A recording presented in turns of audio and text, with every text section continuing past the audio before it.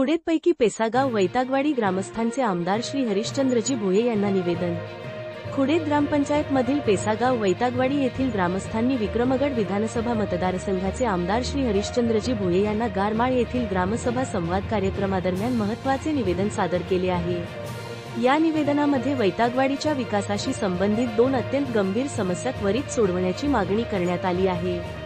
ग्रामस्थांच्या प्रमुख दोन मागण्या, एक पेसा आणि 15व्या वित्त आयोग निधीतून साहित्य खरेदी सन 2023-24 या आर्थिक वर्षासाठी PESA panchayat extension to scheduled areas आणि 15व्या वित्त आयोगाच्या निधीतून वैतागवाडीच्या हिश्श्याचे विकास साहित्य आणि आवश्यक वस्तूंची त्वरित खरेदी करून मिळावी। पेसा गावांना त्यांच्या लोकसंख्येच्या प्रमाणात मिळणाऱ्या निधीचा वापर ग्रामसभेच्या मान्यतेने होतो। हा निधी आणि साहित्य वेळेत न मिळाल्यास शैक्षणिक, आरोग्य आणि मूलभूत सुविधांची कामे रखडतात, ज्यामुळे गावचा विकास थांबतो। 2 सामूहिक वनहक्क दावा CFR त्वरित मंजूर करणे। वैतागवाडी गावाने सादर केलेला सामूहिक वनहक्क दावा लवकरात लवकर मंजूर करण्यात यावा।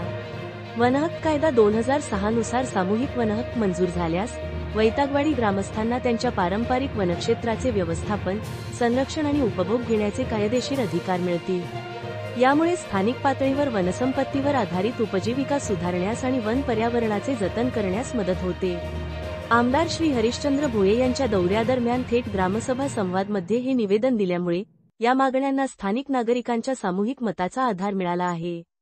याप्रसंगी वयम चळवळीचे अध्यक्ष विनायकदादा, उपाध्यक्ष प्रकाशदादा, कोअर कमिटीचे उपाध्यक्ष निलेश कोदे, सदस्य गणेश निंबारा, वनसू भोये, निलेश पांढरा, खुडेदचे सरपंच लहू नडगे, ग्रामपंचायत अधिकारी कविता कोंगिल, विस्तार अधिकारी तसेच बहुसंख्येने ग्रामस्थ उपस्थित होते।